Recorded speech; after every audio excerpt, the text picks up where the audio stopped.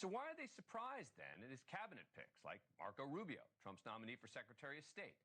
Rubio's been vocal in his condemnation of Hamas, referring to them as vicious animals and calling for their complete destruction. Elise Stefanik, the new ambassador to the UN, in a statement earlier this year, Stefanik called the UNA, quote, cesspool of anti-Semitism for denouncing the casualties in Gaza. And Mike Huckabee, the new ambassador to Israel, Huckabee told News Nation back in August that he's firmly against a two-state solution and echoed Rubio's calls for Hamas to be wiped out. It's now time to talk about completely eradicating Hamas, giving Israel a right of security and safety. Stop the nonsense about two-state solution. Never going to happen, never should happen. Huckabee, Stefanik, and Rubio are likely to soon hold serious positions of power and all figure to have heavy influence on where the U.S. support for Israel goes from here. So how did Muslim supporters of Trump, who were voting on this issue, not see that coming? Seems to me it would be like Christian conservatives for Harris, who were voting on that issue, being surprised that her administration wouldn't align with their views. But let's ask Rabiul Chaudhry, co-founder of Muslims for Trump, who also chaired the Abandon Harris campaign in Pennsylvania. Thank you so much for coming on the show. Appreciate it. So let me ask you this. I mean, you didn't see this coming with regard to Donald Trump? Well, thank you, Dan, for hosting me. I believe the problem arises with some of the cabinet pact, like Marco Rubio, is because most Muslim Americans, including myself, we believe in America first. And some of his pick, like Marco Rubio, in our opinion, did not align with his America first and his vision of peace. Where we wanted to see someone like Richard Grenell, who engaged heavily with Arabs and the Muslim community in key swing states like Pennsylvania, Michigan, and Wisconsin.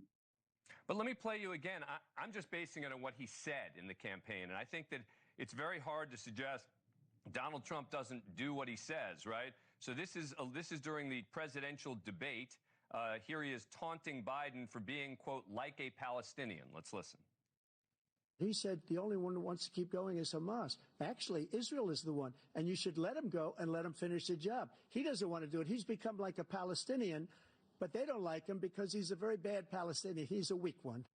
See, look, Rabiul, I mean, I can understand if you're saying, look, I wasn't voting on that issue, right? I was voting on issues of the economy, inflation. Okay, fair enough. But Muslims who were voting on the issue of the Middle East, right, and on the Biden-Harris administration's record, it seems to me, may have bet on the wrong horse here, no? Absolutely not, because end of the day, Donald Trump is in charge. Yes, some of his picks are not favorable based on their past rhetoric, but there is no regret when we launched Abandon Biden, Abandon Harris, or even Muslims for Trump. We did consider his past presidency. We lived under him from 2016 to 2020. We know exactly who we are. Because of the fact that he's not predictable, that's what makes him the unique and best negotiator.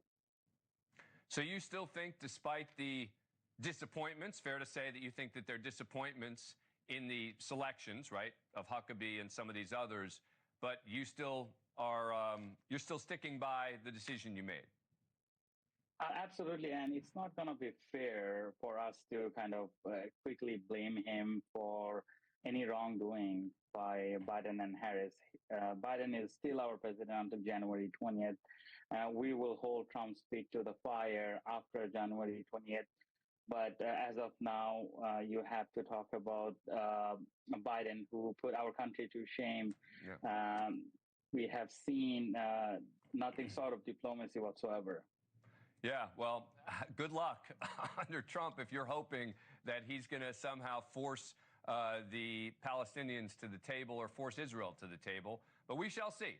We shall see. Look, as someone, you and I probably don't share views on the Middle East. I probably share views more akin to those of Biden and Trump. But even between those, I would think Trump is going to be more pro-Israel than Biden. At least that's what he said. We shall see. Rabiul, thank you for the time. Appreciate it.